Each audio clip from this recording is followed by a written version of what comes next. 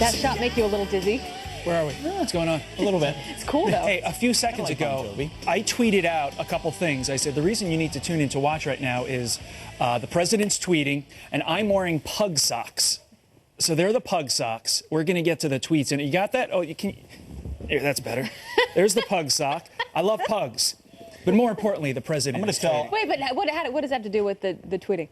I just tweeted that the president was tweeting, and I'm wearing pug socks. Okay. So those are the two things. We've scratched one off. News, Todd Pyros. Now we have the tweets. The news this morning is this G20 summit coming to an end, and the pug socks. We can talk about it all here on Fox and Friends. And what was accomplished on this trip. I mean, you think about the talks that were had, the meetings that President Trump had with Xi Jinping, with China, Vladimir Putin, obviously talking about North Korea with the president of China, and the importance of trade, and with Vladimir Putin, which many people said was not going to happen, the meddling in the elections. They agreed to a ceasefire in Syria, and a whole lot of other things. The so-called G19 agreement of the other 19 countries who reaffirmed their commitment to the Paris Climate Accord, whereas President Trump proudly in his American flag lapel pin said, I'm happy to be G1 because I came here to represent America, not globalist interests. A lot of people applauding him for that strong stance. But he is awake this morning. He is already busy. He's been tweeting away. Here is just some of them. He says, I strongly pressed President Putin twice about Russian meddling in our election. He vehemently denied it. I've already given my opinion. We negotiated a ceasefire in parts of Syria, which will save lives. Now it is time to move forward and working constructively with Russia, which is something that, as you can imagine, the liberals are going to love jumping over today. Of course, they're going to love these next two as well. He's got two more that came out just in the last couple of minutes. The president tweeting, Putin and I discussed forming an impenetrable cybersecurity unit so that election hacking and many other things will be guarded. And he continued, guarded and safe. Questions were asked about why the CIA and FBI had to ask the DNC 13 times for their server and were rejected. Still don't, ... That means there'll be more to come, and when we have it, we will share it with you. Before we went into the break, we did the first ... Now we have the second part. Now we're waiting on part two. Think about the consequence of this. I mean, this is a president who's now home in the White House after a successful international trip.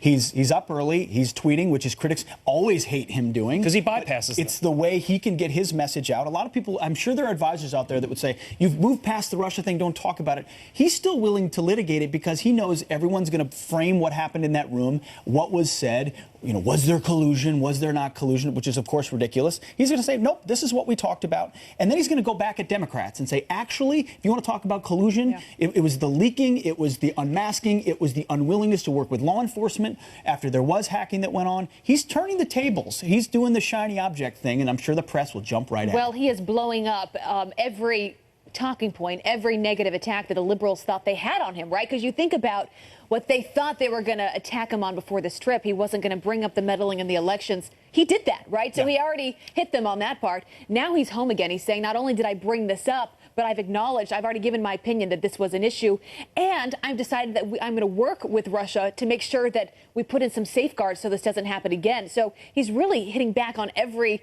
attacking point the liberals thought they had on him. Question now is, where did they go? But as we said when we were during the commercial break just a few seconds ago, no matter what President Trump does, the media will complain about it and spin it the opposite way. So before it was, oh, he's not going to bring up the meddling in the election. Well, he did bring it up, and we've seen a plethora of tweets this morning about it. So much of that meeting with President Putin was devoted to that. But now it's like, Nancy Pelosi and Maxine Waters says he's talking too much to them. We should be focusing on our own cybersecurity. You can't have it both ways. The president is trying to be proactive here to protect our election, to protect our cybersecurity, and this is one way he's going to go about doing it.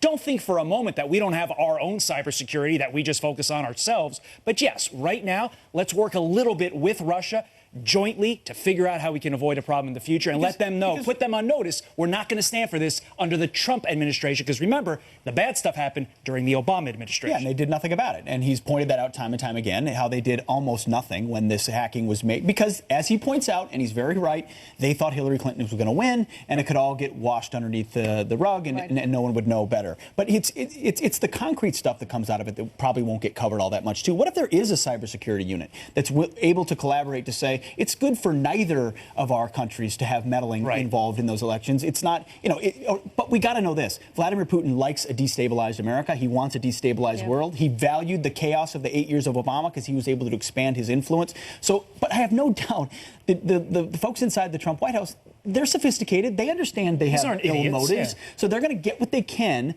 from a country that has divergent interests from us on a lot of levels, looking at it through the lens of America. But if you're in the boardroom of the failing New York Times or very fake news CNN, you look at everything through the lens of I'm a liberal and Trump must be wrong. So what angle can I find that will make him more wrong? Well, and they're probably thinking like the American people are. They want to move on from this. I mean, we are out there talking to the American voters all the time, and we have heard time and time again, look at the polls. They want to move on from Russia. They want to start talking about the issues that impact their lives. They want to solve healthcare. They want to focus on this economy. They want to continuing to make progress on our immigration. The list goes on, but we have focused so much, the mainstream media, on Russia and this collusion story. And so I think the president, in his own way, is trying to say, I'm moving on. We as a country need to move on as well. And it's not worked for them, Abby. I mean, look at the poll that came out, the favorability poll with Melania Trump and the president, the vice president, near 50%, and Nancy Pelosi and Chuck Schumer down in the 20s and 30s. I mean, it's going to kill them in the ballot box at 2018 if they can't get past this resist thing. Because they're finding every way to be negative. People don't like negative all the time. So you think about this G20 summit.